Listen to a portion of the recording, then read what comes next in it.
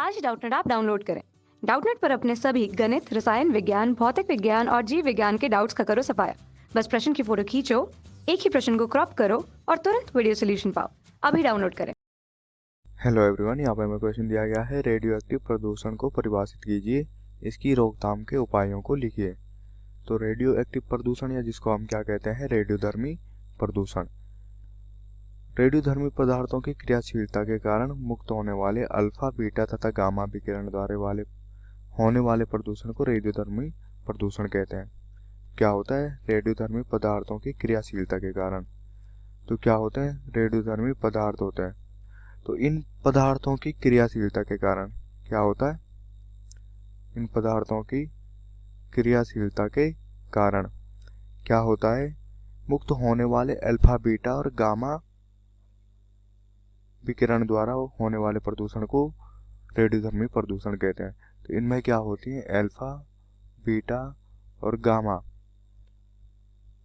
विकिरण द्वारा जो होने वाला प्रदूषण होता है, तो ये क्या होती है, ये विकिरण क्या होती है, मुक्त होती है। किसके? इस रेडियो पदार्थ के या रेडियोधर्मी पदार्थों की क्रियाशीलता के कारण ये मुक्त होने वाले अल्फा, बीटा तथा गामा जो विकिरण होते हैं, इनके द्वारा होने वाले प्रदूषण को क्या कहते हैं, यहाँ पे रेडियो एक्टिव प्रदूषण या रेडियोधर्मी प्रदूषण कहते हैं। यह सबसे अधिक हानिकारक प्रदूषण होता है। तो बात करें इसके, तो ये क्या होता है, सबसे ज्यादा हानिकारक प्रदूषण होता है। क्या होता है? सबसे ज्यादा हानिकारक प्रदूषण होता है। रेडियोधर्मी पदार्थों के विकिरण से निकलने वाली अल्फा, बीटा, गामा किरणें उत्परिवर्तन उत्पन्न करती हैं।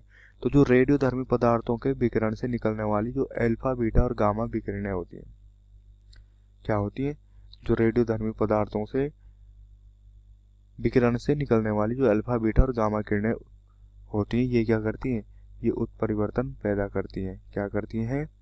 उत्परिवर्तन पैदा करती हैं।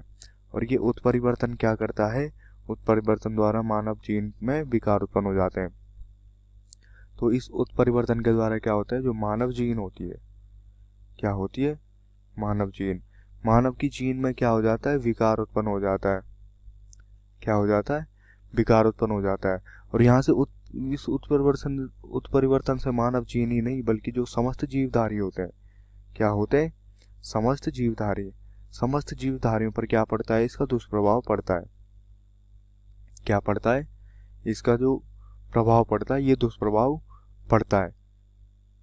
रेडियोधर्मी प्रदूषण के स्रोत के बारे में अगर हम बात करें, क्या करें, अगर हम बात करें रेडियोधर्मी प्रदूषण के स्रोत की, तो इसके स्रोत जो है नाभिकीय विस्फोट,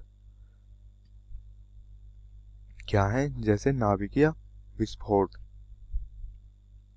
तो नाभिकीय विस्फोट के कारण भी क्या होता है, रेडियोधर्मी प्रदूषण उत्पन्न होता है, जिसमें परमाणुमय विस्फोट सबसे अधिक घातक होता है। जिसमें क्या होता है, जो परमाणुमय विस्फोट होता है, क्या होता है, परमाणुमय विस्फोट, ये क्या होता है, सबसे ज्यादा खतरनाक होता है या सबसे ज्यादा क्या होता है, घातक होता है। कोबाल्ट 60, तो जो कोबाल्ट होता है, क्या होता है, कोबाल्ट 60 होता है, ये भी क्या करता है, रेडियोधर्मी प्रदूषण को बढ़ाता है। तथा जो स्ट्रोंशियम 90 होता है, क्या होता है, स्ट्रोंशियम 90, इससे भी क्या होता है, रेडियोधर्मी प्रदूषण बढ़ता है। और जो थोरियम 137 होता है, क्या होता है, थोरियम 137 भी इसका क्या होता है, स्रोत होता है। तथा जो कार्बन 14 होता है, क्या होता है, ये भी इसका क्या होता है, रेडियोधर्मी प्रदूषण का स्रोत होता है। तो ये जो रेडियोधर्मी अपशिष्ट होता है, इसमें ऐसे पदार्थ होते हैं जो जीवन के लिए हानिकारक होते हैं। क्या होते हैं? जीवन के लिए हानिकारक होते हैं। यह धीरे धीरे सामान्य बनता है, जिसकी अवधि सैकड़ों वर्ष भी हो सकती है।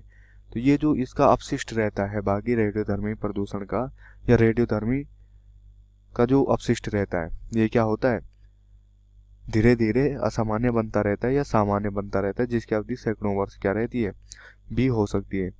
नाभिकीय अपशिष्ट को बड़ी सावधानी से ऐसी जगह पर और इस प्रकार से गाड़ा जाता है कि उससे निकलने वाली हानिकारक विकिरण एवं अन्य कण कम से कम हानि पहुंचा सके। तो यहाँ क्या किया जाता है, इनको गाड़ा जाता है किसके, जमीन के अंदर।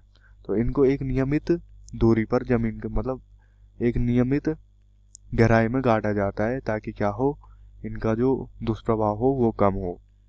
क्या हो, दुष्प्रभाव जो है वो कम हो। हमें क्या करना चाहिए, हमें इनके प्रभाव को कम करने के लिए इनके प्रयोगों को कम करना चाहिए। क्या करना चाहिए, इनके जो प्रयोग होते हैं तो प्रयोगों को कम करना चाहिए। कक्षा 6वीं से 12वीं से लेकर नीट, आईआईटी, जेई वो एडवांस के लेवल तक 1 करोड़ से ज्यादा छात्रों का भरोसा। आज ही डाउनलोड करें डाउटनेट ऐप या व्हाट्सएप करें अपने सारे डाउट्स 8400 400 400 पर।